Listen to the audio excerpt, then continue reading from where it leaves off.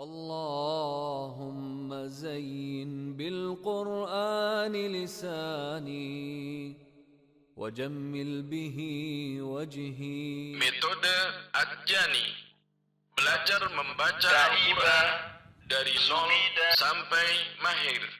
Jilid 1. Bismillahirrahmanirrahim. Berjumpa kembali dengan metode Ad-Jani, belajar mengaji pemula, belajar membaca Al-Quran dari nol sampai mahir. Jika Anda baru pertama kali menonton video tutorial ini, sebaiknya tonton kaidah-kaidah pembelajaran pada bagian akhir video ini. Dijelaskan juga praktik belajar mengajar di dalam kelas. Video kali ini akan membahas mengenai huruf hijaiyah, sifat dan makhrajnya, yaitu huruf to, dan akan membaca huruf to dengan 3 harokat dasar pada halaman 15 jilid 1 metode Ad-Jani. Makhraj dan sifat huruf to. Huruf to saat tidak berharokat dibaca to, yaitu to, fathah, hamzah, sukun. To. Huruf to memiliki makhraj yang sama dengan huruf ta dan huruf dal, yaitu keluar dari punggung ujung lidah menempel pada pangkal 2 gigi seri atas. Punggung ujung lidah, perhatikan, ini adalah punggung ujung lidah menempel pada pangkal 2 gigi seri atas. Jadi makhraj huruf to itu sama dengan ta dan dal.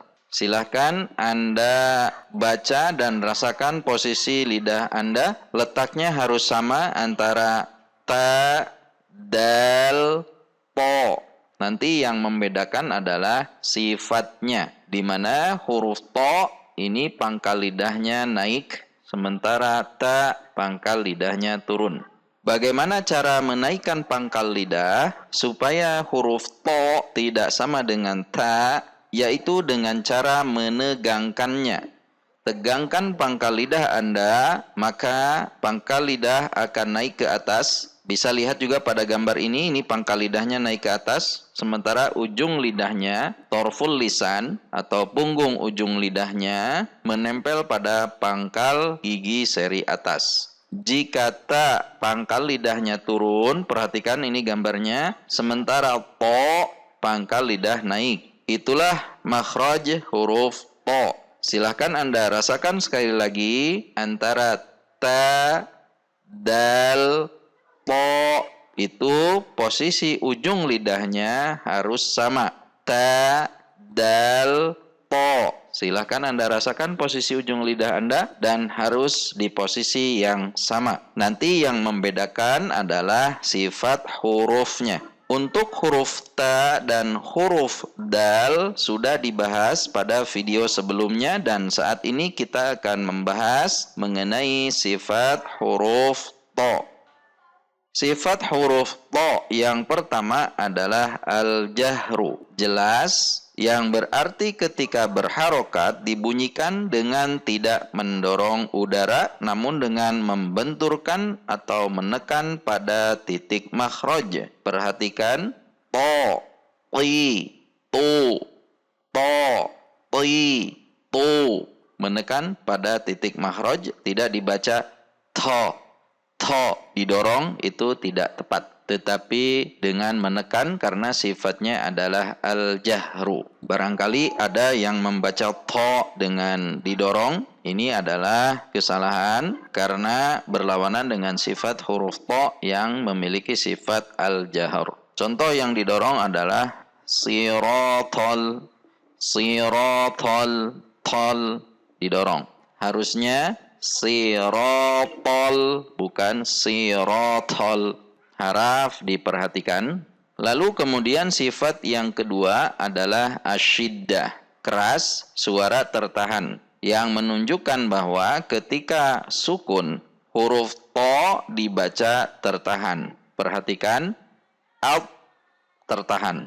Langsung suara kita berhenti karena sifatnya syiddah.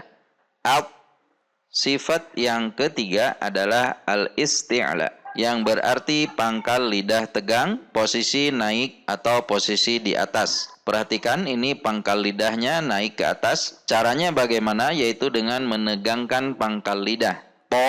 Tidak dengan membulatkan bibir ketika berharokat fathah, namun dengan menegangkan pangkal lidah. Sehingga tidak dibaca to, tetapi dibaca to dengan menegangkan pangkal lidah. Selanjutnya sifat huruf to.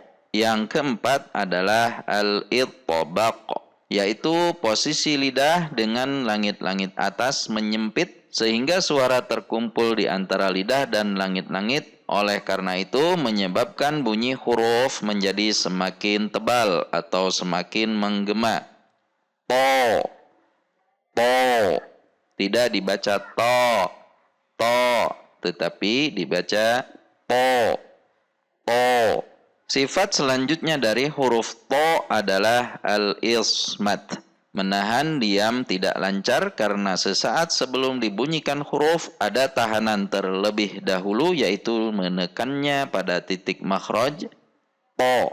Selanjutnya sifat khusus yang dimiliki oleh huruf to adalah al-qalqalah, yaitu bergetarnya lidah saat huruf sukun, sehingga akan terdengar tekanan yang kuat atau bunyi pantulan ketika membacanya. Sifat al-qalqalah ini muncul ketika huruf to sukun. Kapan terjadinya qalqalah? Yaitu sesaat setelah syiddah. Sebagaimana tadi sifat yang kedua adalah asyiddah, ketika sukun huruf to tertahan terlebih dahulu kemudian al-qalqalah atau memantul. Perhatikan alpo. Setelah tertahan kemudian baru ada pantulan po. Alpo. Ada pantulan. Dengan sifat syiddah ini juga ketika huruf to tasydid maka dibaca seperti tertahan. Sebagaimana contoh, alp seperti berhenti sejenak, kemudian po. Tidak boleh dibaca alpo. Tidak ada tahanan, sehingga terkesan nanti tasydidnya menjadi hilang. Tetapi alpo ada tahanan karena sifat huruf to yang syiddah. Lalu bagaimana membaca di tengah kata? Di sini ada huruf to yang sukun di tengah kata. Maka antara qalqalah dengan huruf yang ada di depannya tidak boleh terjeda atau terpisah. Seperti contoh, matla'i. Antara bunyi qalqalah mato dengan la matla tidak ada jeda. Contoh yang terjeda adalah matla'i. Sekali lagi contoh yang terjeda matla'i. Seharusnya tidak terpisah atau tidak terjeda ketika di tengah kalimat. Seperti contoh matla'i. Jadi tidak terjeda.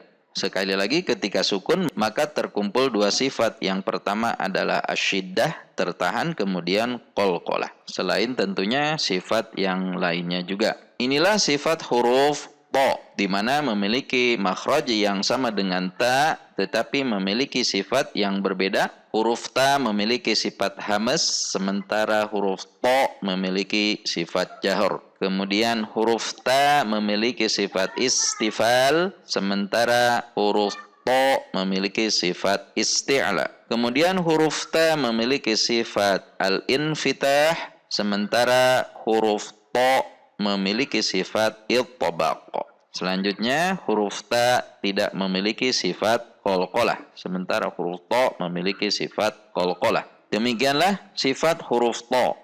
Sekarang marilah perhatikan cara menyebutkan atau cara membaca huruf to saat fathah, kasrah, dhammah, saat sukun, tasydid dan di tengah kalimat.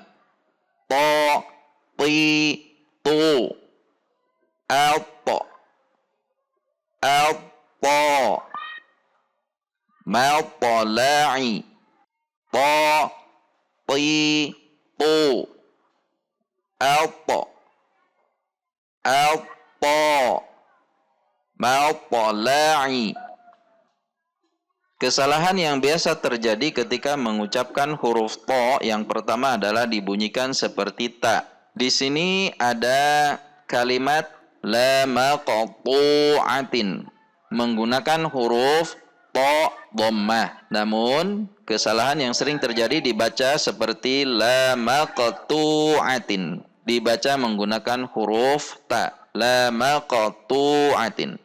Sebagaimana tadi sudah disampaikan bahwa ta dan to memiliki makhraj yang sama, tetapi yang membedakan di sini adalah pergerakan pangkal lidahnya jika ta ke bawah sementara to dengan tegang atau naik ke atas. Sehingga harus dibedakan antara to, ti, tu dengan ta, ti, tu. Ketika fathah tentu kita bisa dengan mudah membedakannya karena yang satu berbunyi to, yang satu berbunyi ta. Ketika kasrah ini yang sering terjadi kesalahan karena bunyinya sama, namun harusnya berbeda karena to berbunyinya ti sementara ta berbunyi ti. Ti, ti, ti, ti. Begitu juga ketika dhammah tu, tu. Tu, saat to dibacanya tu, saat ta dibacanya tu. Tu dengan tu harus dibedakan. Sehingga bacaan ini dibaca la maqtu'atin. Selanjutnya marilah kita berlatih mengucapkan huruf to dengan 3 harokat dasar yaitu fathah, kasrah, dan dhammah. Ketiga harokat ini harus dibaca secara sempurna. Perhatikan, fathah tidak dibaca secara lebar a, tetapi a. Kasrah dibaca dengan menarik rahang ke bawah secara sempurna i, tidak dibaca e atau e. Kemudian dhammah dibaca u dengan membulatkan bibir. Perhatikan, a, i, u, i, a, u, i, a, i, u. Mari kita berlatih mengucapkan huruf to dengan 3 harokat dasar pada jilid 1 halaman 15 metode Ad-Jani. Perhatikan kesempurnaan harokat dan perhatikan makhraj dan sifat huruf. To, ti, tu. To, to. Ti, ti. Tu, tu. To, ti, tu. Do, di, du. So, si, su. Sha, shi, shu. Sa, si, su. Za, zi, zu. Ro, ri, ru. Dha, dhi, dhu. Do, di, du. To, ti, tu. Pada bagian bawah dibaca dal, zal, ra, zai, sin, shin, sod, bod, po, dal, po. Untuk memastikan apakah murid sudah menguasai halaman ini dengan baik dan benar, bisa dicek atau dites secara bacaan terbalik seperti contoh. Tu, ti, to. Du, wi, do. Zu, zi, za. Ru, ri, ro. Zu, zi, za. Su, si, sa. Shu, shi, sha. Su, si, so. Atau dibaca secara acak seperti contoh. Sa, za, za. To, ro, do. di, ri, si, su, sya, so, tu, zu, ru, dal, zal, bod, po, shin, zai, ro. Demikian. Sebelum melanjutkan ke halaman berikutnya, pastikan murid sudah mampu membaca halaman ini dengan baik dan benar. Video ini diperuntukkan sebagai sarana belajar dan latihan, sedangkan untuk mengetahui benar dan tidaknya bacaan, Anda harus dinilai langsung oleh seorang guru yang paham akan hal ini dan atau mengikuti training online yang disiapkan channel kami. Jika video ini bermanfaat, silahkan share atau bagikan video melalui akun media sosial Anda. Video ini didukung juga oleh Oase Al-Quran, yaitu sebuah referensi Al-Quran untuk keluarga muslim, yang terdiri dari 5 jilid. Jilid 1, 2, dan 3 merupakan Al-Quran penggalan per makna. Ini adalah mushaf Al-Quran per makna pertama dan satu-satunya di Indonesia. Dengan penggalan per makna, siapapun Anda dapat memilih tempat wakaf dan memilih tempat ibtida di semua titik dengan tidak mengubah makna. Kemudian lebih mudah untuk memahami isi kandungan ayat. Jilid yang keempat adalah Mushaf Tadabbur Al-Quran 30 juz, di mana ini merupakan rangkuman dari berbagai tafsir, sehingga siapapun Anda akan lebih mudah memahami isi dalam setiap halaman Al-Quran dengan secara mudah. Jilid yang kelima adalah buku Ulumul Quran, yaitu informasi seputar Al-Quran.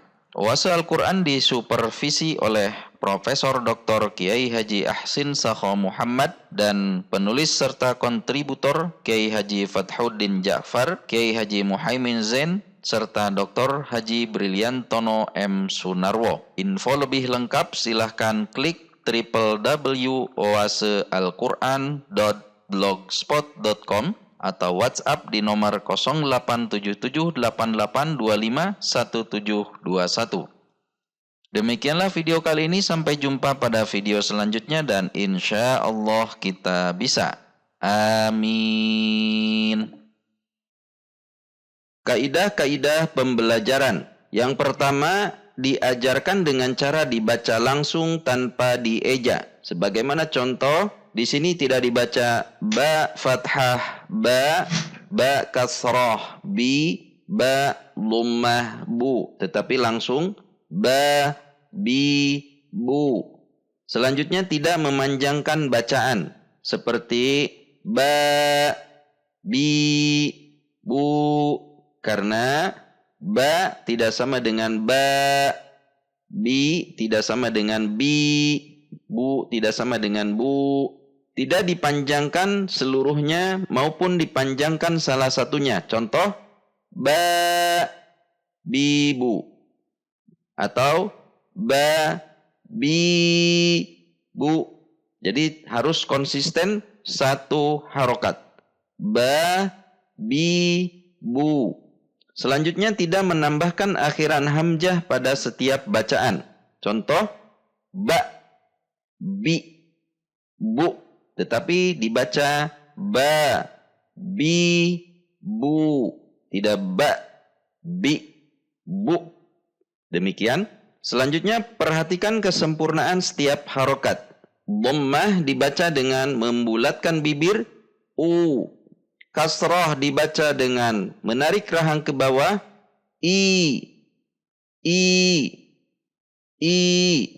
Fathah dibaca dengan terbuka sedikit dari posisi kasrah, yaitu perhatikan u, i, a, u, i, a, u, i, a.